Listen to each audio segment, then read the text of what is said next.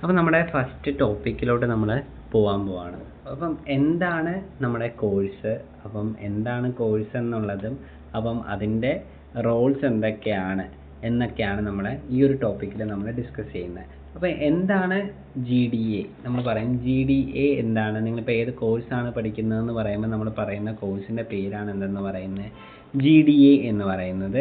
It is A general duty assistant. General duty assistant എന്നാണ് എന്തെന്ന് പറയുന്നത് GDAയുടെ ഫുൾ ഫോം എന്ന് പറയുന്നത്. അപ്പം ആരാണ് GDA?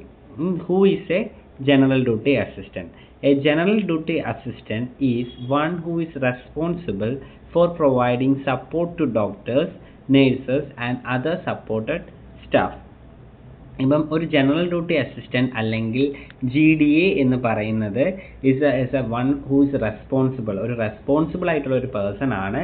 അവർ ആർക്കൊക്കെയാണ് സപ്പോർട്ട് ചെയ്യുന്നത്? ഇറ്റ്സ് പ്രൊവൈഡ് സപ്പോർട്ട് ടു ഡോക്ടേഴ്സിനെ സപ്പോർട്ട് ചെയ്യാറുണ്ട്, അതേപോലെ തന്നെ നേഴ്സസിനെ സപ്പോർട്ട് ചെയ്യാറുണ്ട്, അതേപോലെ തന്നെ അതർ ഹോസ്പിറ്റൽ സ്റ്റാഫ്സിനെയും സപ്പോർട്ട് ചെയ്യുന്ന ഒരു റെസ്പോൺസിബിൾ ആയിട്ടുള്ള ഒരു ജോബ് പേഴ്സൺ ആണ് എന്തെന്ന് പറയുന്നത് ജനറൽ ഡ്യൂട്ടി അസിസ്റ്റൻ്റ് എന്ന് പറയുന്നത്. A general duty assistant is responsible for taking personal care of the patient. ഇപ്പം അവരുടെ മെയിൻ റെസ്പോൺസിബിലിറ്റി ഒരു ജനറൽ ഡ്യൂട്ടി അസിസ്റ്റൻറ്റ് അല്ലെങ്കിൽ ഒരു കെയർ ടേക്കർ അല്ലെങ്കിൽ ഒരു കെയർ ഗീവർ അല്ലെങ്കിൽ ഒരു GDA ആയിട്ടുള്ളവരുടെ മെയിൻ റെസ്പോൺസിബിൾ എന്ന് പറയുന്നത് എന്താണ്? Four taking A personal care for the patient. ഒരു പേഷ്യൻറ്റിനെ പേഴ്സണൽ ആയിട്ടുള്ള കെയർ വരെ കൊടുക്കേണ്ടതാണ് എന്തെന്ന് പറയുന്നത് ജനറൽ ഡ്യൂട്ടി അസിസ്റ്റൻറ്റിൽ വരുന്നത്. And is A critical member of the health care team.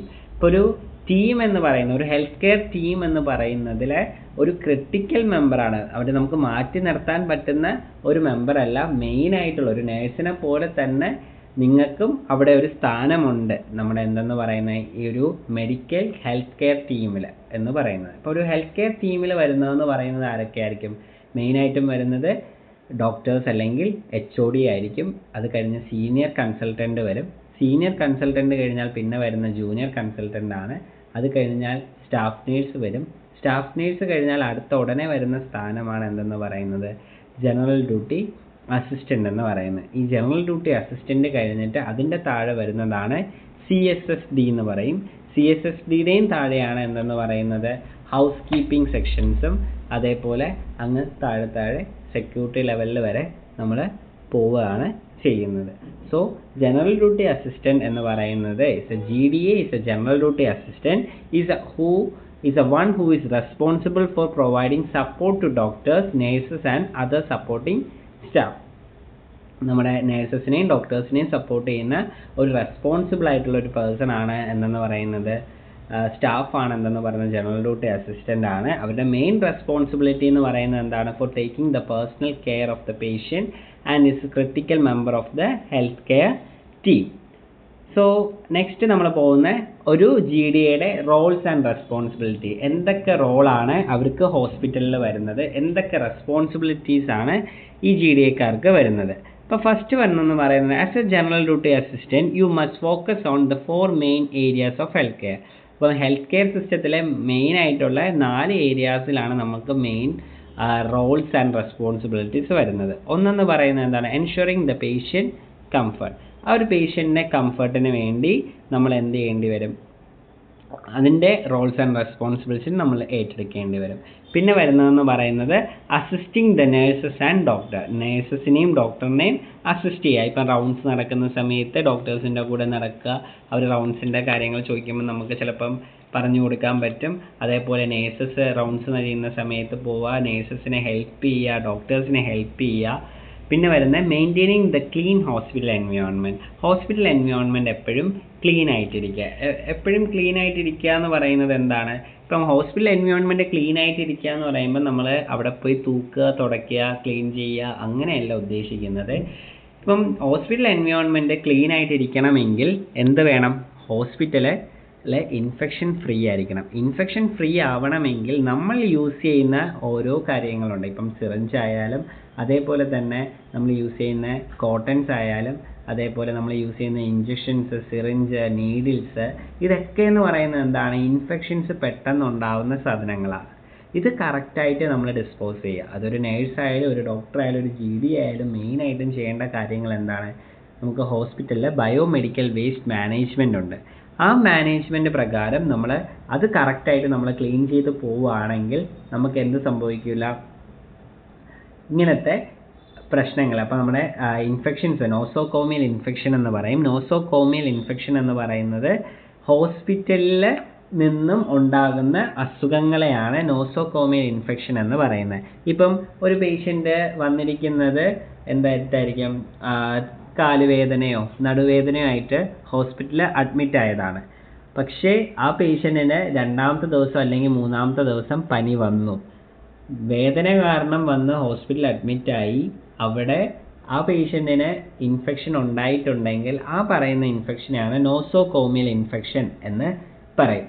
അതെന്ന് പറയുന്നത് ഇൻഫെക്ഷൻ ഹോസ്പിറ്റൽ വഴി നമുക്ക് സ്പ്രെഡ് ചെയ്താൽ, അപ്പം നമ്മുടെ നേഴ്സസ് അല്ലെങ്കിൽ ഡോക്ടേഴ്സ് അല്ലെങ്കിൽ GDA സ്റ്റാഫ് കറക്റ്റായിട്ട് പ്രോപ്പർ ഹാൻഡ് വാഷിങ് ചെയ്യാതെ, ഇപ്പോൾ ഒരു പേഷ്യൻറ്റിനെ തൊട്ട് കഴിഞ്ഞ് അടുത്ത പേഷ്യൻ്റെ അടുത്ത് പോകുമ്പോൾ നമ്മളൊരു സാനിറ്റൈസർ അല്ലെങ്കിൽ ഹാൻഡ് വാഷ് ചെയ്തതിന് ശേഷമേ പോകാൻ പാടുള്ളൂ. അങ്ങനെ ചെയ്തില്ലാത്തത് കൊണ്ട്, ഇല്ലെങ്കിൽ നമ്മൾ കറക്റ്റായിട്ട് hand washing method correct technique നമ്മൾ യൂസ് ചെയ്യാത്തത് കൊണ്ട്, അല്ലെങ്കിൽ കറക്റ്റ് ഡിസ്പോസിബിൾ നമ്മളിപ്പം പറഞ്ഞിരിക്കുന്ന പോലത്തെ സിറിഞ്ച് യൂസ് ചെയ്ത സിറിഞ്ച് നമ്മൾ റെഡ് ബക്കറ്റിലാണ് നമ്മൾ യൂസ്ഡ് സിറിഞ്ച് ഇടേണ്ടത്. യൂസ്ഡ് ആയിട്ടുള്ള needles, sharp items, blade, surgical blade, അങ്ങനത്തെ കാര്യങ്ങളെല്ലാം നമ്മൾ ഡിസ്പോസ് ചെയ്യുന്നതെന്ന് പറയുന്നത് എന്തിലായിരിക്കും? വൈറ്റിലായിരിക്കും നമ്മൾ ഡിസ്പോസ് ചെയ്യുന്നത്. ഇപ്പം പഞ്ഞി, ഇല്ലെങ്കിൽ ബോഡി ഫ്ലൂയിഡ്സ്, ബ്ലഡ് സ്റ്റെയിന്, ഇപ്പം നമുക്ക് മുറിവൊക്കെ ഡ്രസ്സ് ചെയ്യാൻ വേണ്ടിയൊക്കെ നമ്മൾ യൂസ് ചെയ്യുന്ന പഞ്ഞി, ഗോസ് പീസ് എന്നൊക്കെ പറയും. അതെല്ലാം നമ്മൾ എന്താ ചെയ്യുന്നത്? യെല്ലോ ബക്കറ്റിലായിരിക്കും നമ്മൾ ഇടുന്നത്. അപ്പം ഇങ്ങനെ ഓരോ ടൈപ്പ് ഉണ്ട്. നമ്മളെ ബയോമെഡിക്കൽ വേസ്റ്റ് മാനേജ്മെൻറ്റ് നിങ്ങളുടെ അർച്ചന ടീച്ചർ നിങ്ങളെ ഡീൽ ചെയ്യും. ആ സമയത്ത് നിങ്ങൾക്ക് കുറച്ചും കൂടെ നന്നായിട്ട് ഇതിനെക്കുറിച്ചുള്ള കാര്യങ്ങൾ കുറച്ചും കൂടെ നന്നായിട്ട് നിങ്ങൾക്ക് മനസ്സിലാകും. അപ്പം അങ്ങനെ നമുക്ക് എന്ത് ചെയ്യേണ്ടി വരും? ഹോസ്പിറ്റൽ എൻവയോൺമെൻറ്റ് ക്ലീൻ ചെയ്യാൻ വേണ്ടിയുള്ളൊരു റെസ്പോൺസിബിൾ, അത് ഒരു GDAക്കാർക്ക് മാത്രമല്ല, ഒരു ഡോക്ടറായാലും ഒരു നേഴ്സായാലും കറക്റ്റായിട്ടുള്ള എന്താണ് ഹോസ്പിറ്റൽ എൻവയോൺമെൻറ്റ് ക്ലീൻ ആയിട്ടിരിക്കാനുള്ള റെസ്പോൺസിബിൾ ആണ്. And assisting the doctor and the nurses in the patient care planning. ഇപ്പം പേഷ്യൻ്റ് കെയർ പ്ലാനിങ്ങിന് വേണ്ടി നമുക്ക് ഡോക്ടേഴ്സിനും നേഴ്സിനും കൂടെ അസിസ്റ്റ് ചെയ്യാൻ പറ്റും. ഇപ്പം ഒരു പേഷ്യൻ്റ് കെയർ പ്ലാനിങ് നമ്മൾ പ്ലാൻ ചെയ്യുക എന്ന് പറയുന്നത് എങ്ങനെയായിരിക്കും? ഇപ്പോൾ ഒരു പനി വരുന്ന പേഷ്യൻറ്റിന് നമ്മൾ ആദ്യമേ നമുക്ക് എന്ത് കൊടുക്കാൻ പറ്റത്തില്ല? മെഡിസിൻ കൊടുക്കാൻ പറ്റത്തില്ല. അപ്പം തന്നെ നമ്മളൊരു പ്ലാൻ ചെയ്യുന്നില്ല. നിങ്ങളുടെ ഡോക്ടേഴ്സ് തന്നെ പ്ലാൻ ചെയ്തിട്ടായിരിക്കും പറയുന്നത്. പനി വന്നിട്ടുണ്ടെങ്കിൽ നമ്മൾ ആദ്യം തന്നെ എന്ത് ചെയ്യും? ടെമ്പറേച്ചർ നോക്കും, അതേപോലെ തന്നെ പൾസ് റേറ്റ് നോക്കും. അങ്ങനത്തെ കാര്യങ്ങളൊക്കെ വൈറ്റൽ സൈൻസ് എന്നാണ് നമ്മൾ പറയുന്നത്. BP, ടെമ്പറേച്ചർ, പൾസ്, അങ്ങനത്തെ റെസ്പിറേഷൻ, ഇങ്ങനെയൊക്കെ നമ്മൾ നോക്കുന്നതിനെയാണ് പറയുന്നത് വൈറ്റൽ സൈൻസ് എന്നാണ് പറയുന്നത്. VITALSIGNS എന്ന് പറയുന്നത് വൈറ്റൽ സൈൻസ് എന്ന് പറയും. അപ്പം ഇതുവഴി നമ്മൾ നോക്കുന്ന സമയത്ത് നമുക്ക് എന്തെങ്കിലുമൊക്കെ വേരിയേഷൻസ് ഉണ്ടോ? ഇപ്പം പനിയായിട്ട് വന്ന ഒരാളാണെങ്കിൽ നമുക്ക് ടെമ്പറേച്ചർ ഇൻക്രീസ് ആയിരിക്കും. അതേപോലെ തന്നെ പനിയുള്ളവർക്ക് ഹാർട്ട് ബീറ്റ് കൂടുതലായിരിക്കും. ഹാർട്ട് ബീറ്റ് കൂടുതലാണ് എങ്കിൽ നമ്മൾ പറയുന്ന പേരാണ് ടക്കിക്കാർഡിയ എന്ന് പറയും.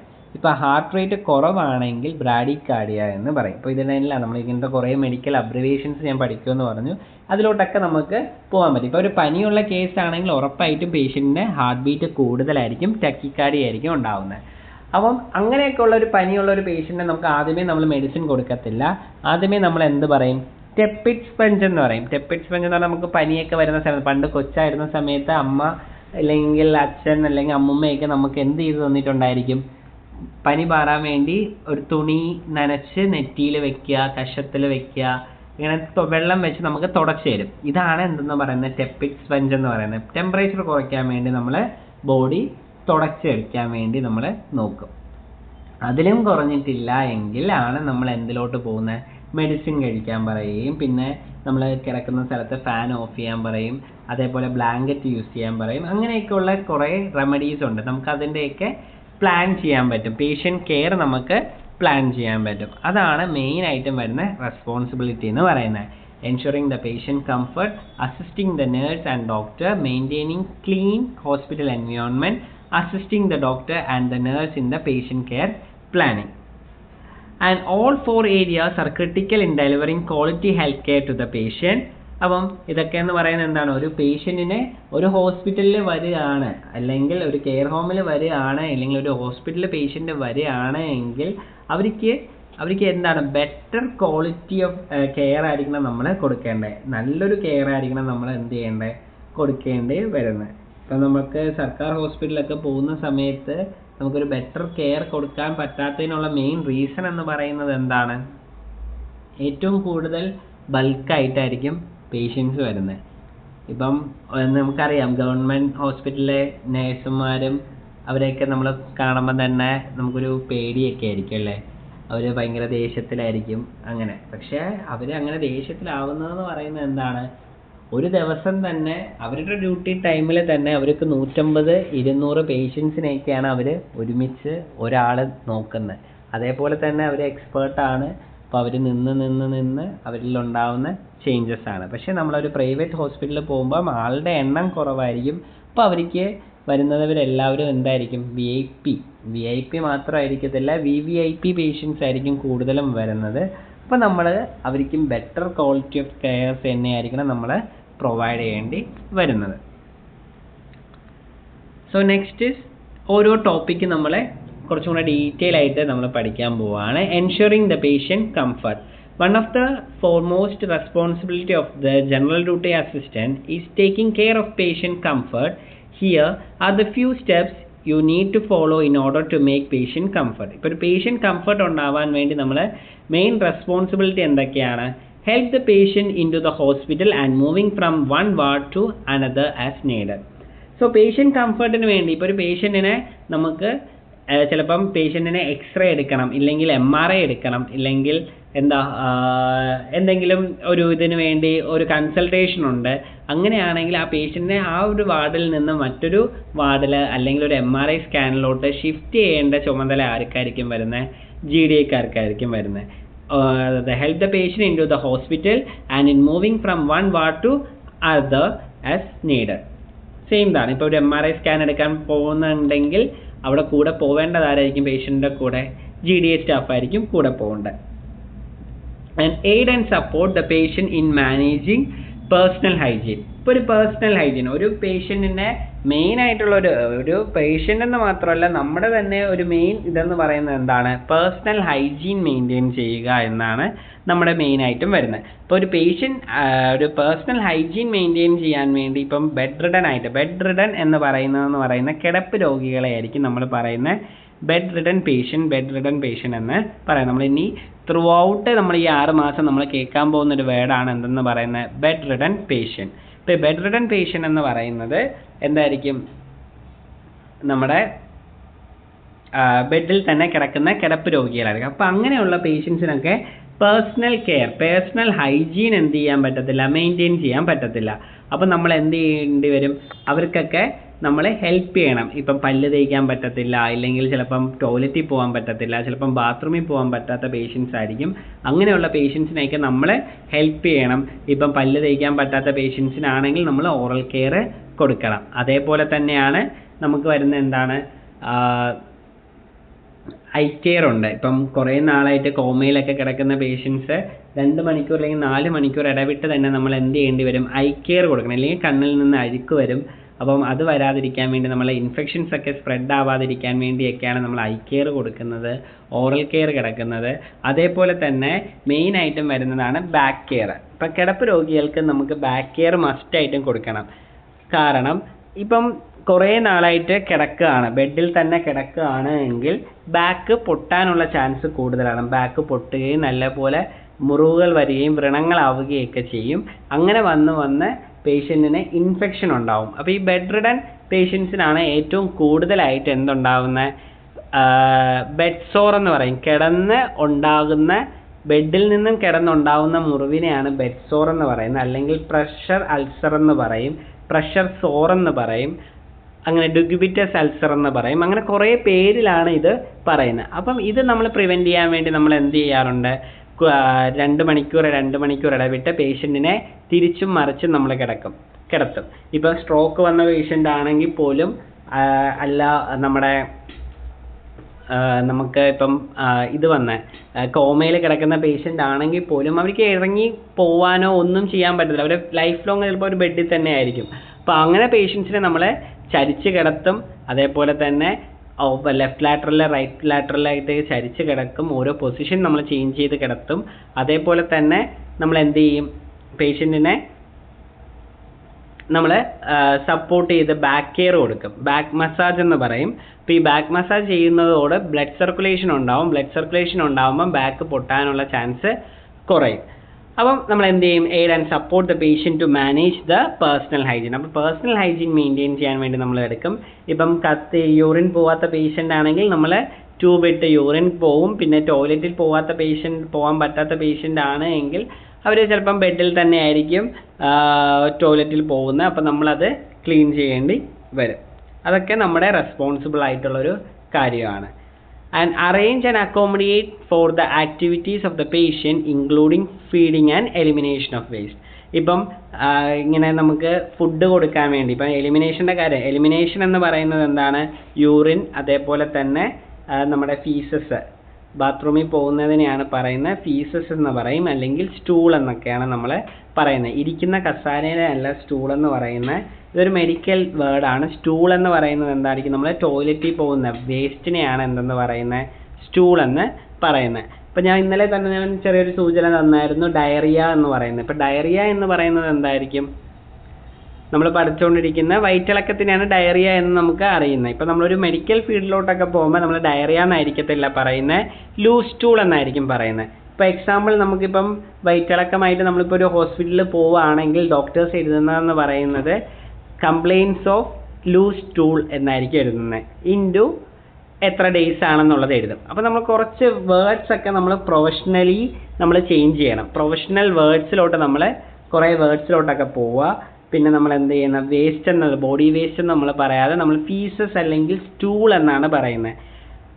അപ്പം അങ്ങനത്തെ വേർഡ്സ് ഒക്കെ കൂടുതലായിട്ട് പഠിക്കാൻ നോക്കുക. പിന്നെ വരുന്ന arrange and accommodate the activities in the patient including feeding. ഇപ്പം ഫുഡൊക്കെ കൊടുക്കാം. ഫീഡിങ് എന്ന് പറയുന്നത് എന്താണ്, ഫീഡിങ് മെഡിസിൻ കൊടുക്കുന്നതും അതേപോലെ ഫുഡ് കൊടുക്കുന്നതൊക്കെ. നമുക്ക് ഓറൽ ഫീഡിങ് ഇപ്പം വായിക്കൂടെ കഴിക്കുന്ന പേഷ്യൻ്റ് ആണ്, സ്ട്രോക്ക് വന്ന പേഷ്യൻ്റ് ആണെങ്കിൽ നമുക്ക് സ്പൂണ് വഴി ഫുഡ് കോരി കൊടുക്കാൻ പറ്റും.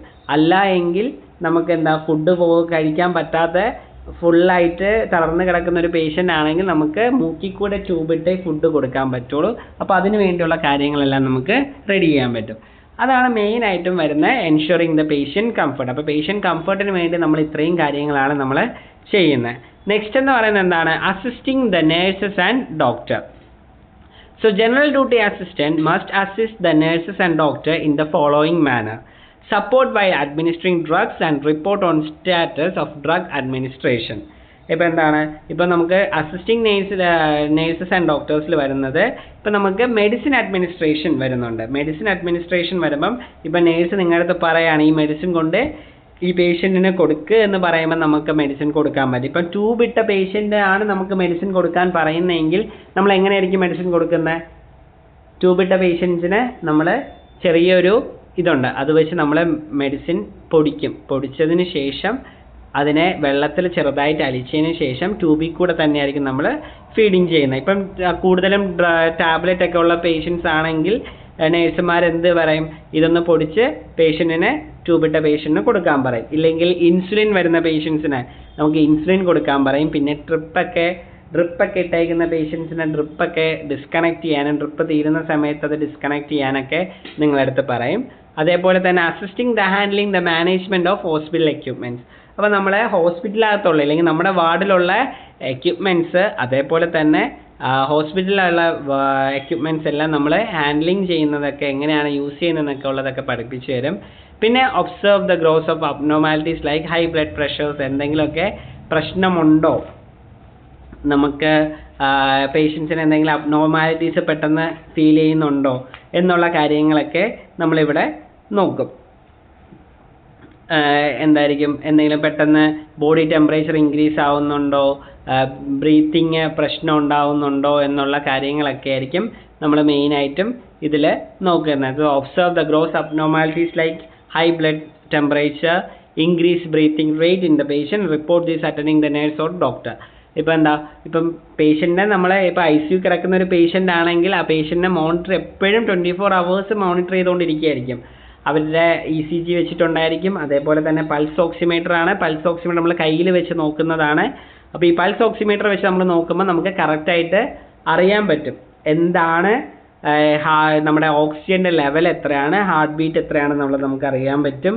അതേപോലെ BP കറക്റ്റായിട്ട് അറിയാൻ പറ്റും, ബ്രീത്തിങ് അറിയാൻ പറ്റും. ഇപ്പോൾ പെട്ടെന്ന് പേഷ്യൻറ്റിൻ്റെ ബോഡി ടെമ്പറേച്ചർ ഇൻക്രീസ് ആവുകയാണ്, ബ്രീത്തിങ് ഭയങ്കരമായിട്ട് പേഷ്യൻറ്റിന് ശ്വാസം എടുക്കുകയാണ്, എങ്ങനെ എന്തെങ്കിലുമൊക്കെ നിങ്ങൾ കാണുകയാണെങ്കിൽ ഉടനെ തന്നെ അവിടെയുള്ള നേഴ്സിൻ്റെ അടുത്തോ ഡോക്ടറിൻ്റെ അടുത്തോ ഇൻഫോം ചെയ്ത് പേഷ്യൻറ്റിനെ പെട്ടെന്ന് തന്നെ ചിലപ്പോൾ നമ്മൾ ഷിഫ്റ്റ് ചെയ്യേണ്ടി വരും.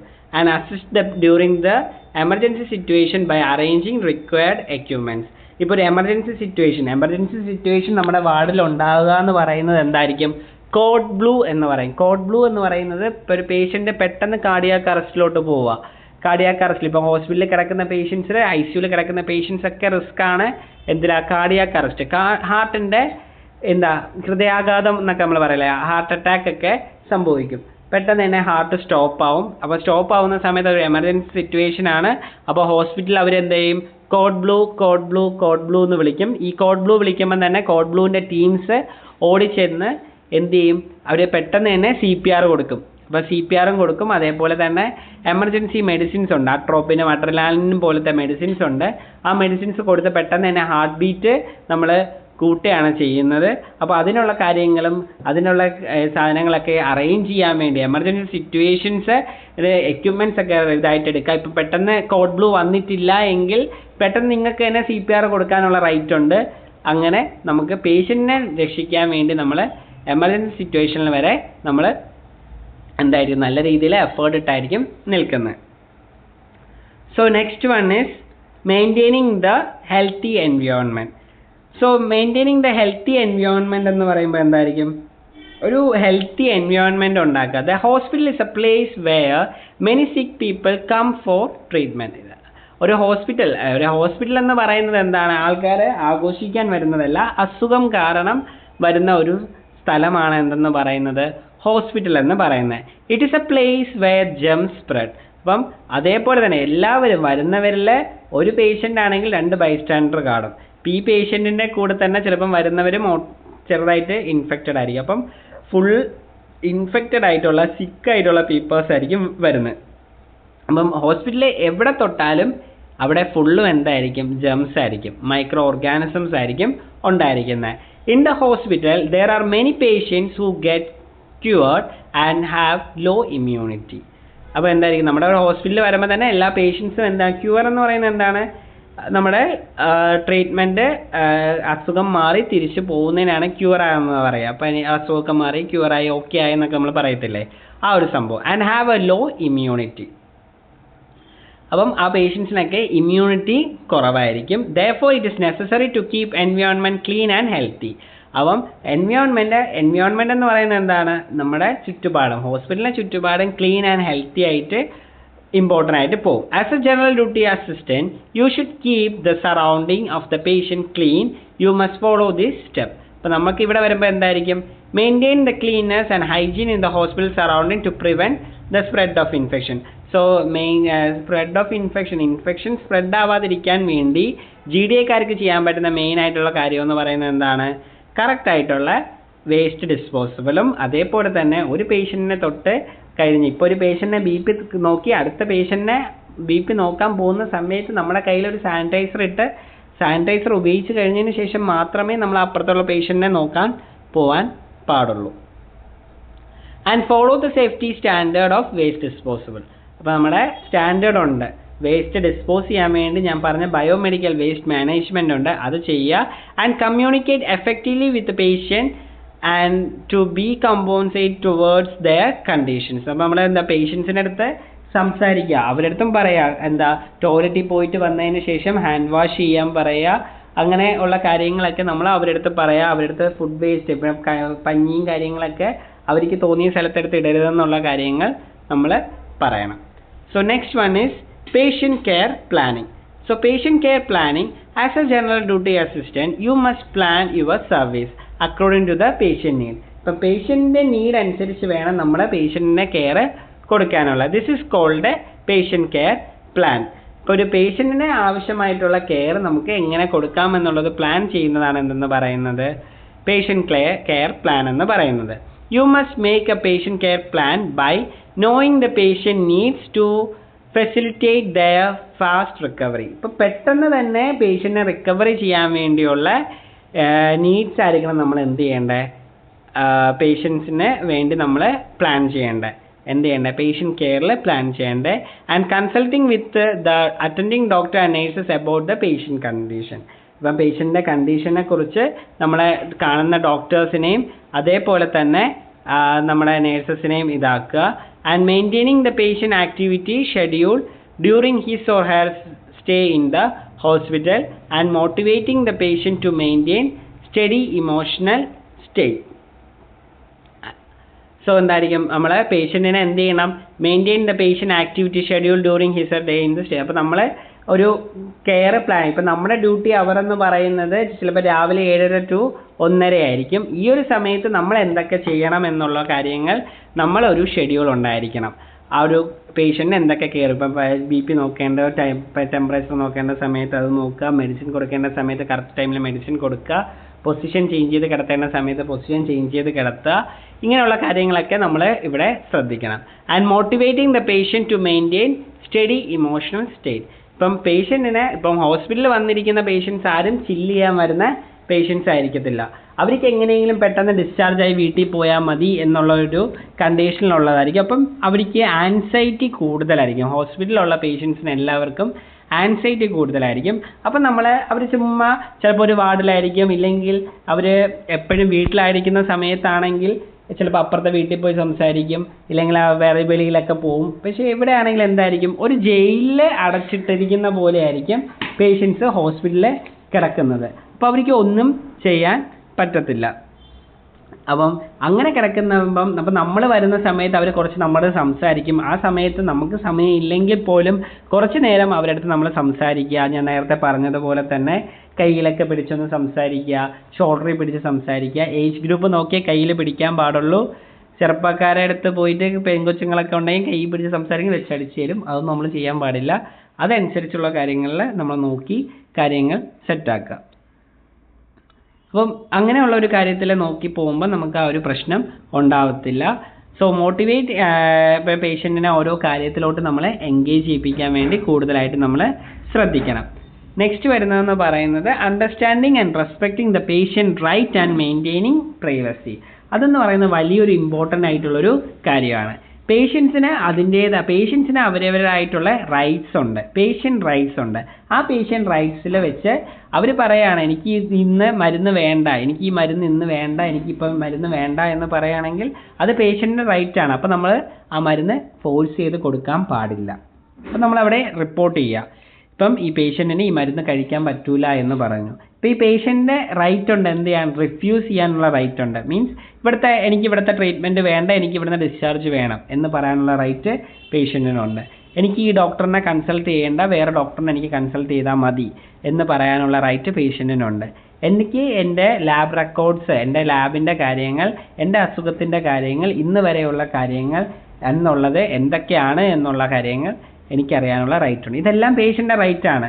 ഇപ്പം പേഷ്യൻ്റ് പറയാണ് എനിക്ക് സർജറി ചെയ്യുന്ന സമയത്ത് സർജറി എനിക്ക് ചെയ്യാൻ പറ്റത്തില്ല എന്ന് പറയുകയാണെങ്കിൽ അത് നമ്മൾ അങ്ങനെ ചെയ്യാം. ഇപ്പം ചില പേഷ്യൻസ് പറയും, ചിലവർ ഏജ് ഗ്രൂപ്പ് ആയിട്ടുള്ളവർ വരും, DNR എന്ന് പറയും. DNR എന്ന് പറയുന്നത് നമ്മളെന്താ, പേഷ്യൻ്റ് കുറച്ച് ഏജ് ഗ്രൂപ്പ് ആയിട്ടുള്ളവരായിരിക്കും വരുന്നത്. അവർ വന്നിട്ട് പറയും, ക്രിട്ടിക്കലി കിടക്കുകയായിരിക്കും, ചിലപ്പോൾ അമ്മുമ്മയും അപ്പൂപ്പനും ഒക്കെ ആയിരിക്കും.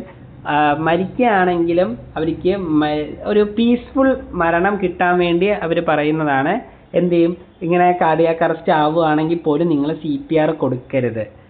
അങ്ങനെ അമ്മേനെ നോവിച്ച് ഇതല്ല, അമ്മ മരിക്കുകയാണെങ്കിൽ മരിക്കട്ടെ, കിടന്ന് എത്ര നാൾ വേണോ ഇവിടെ കിടന്നോട്ടെ, അങ്ങനെയൊക്കെ വരുന്ന പേഷ്യൻസ് ഉണ്ട്.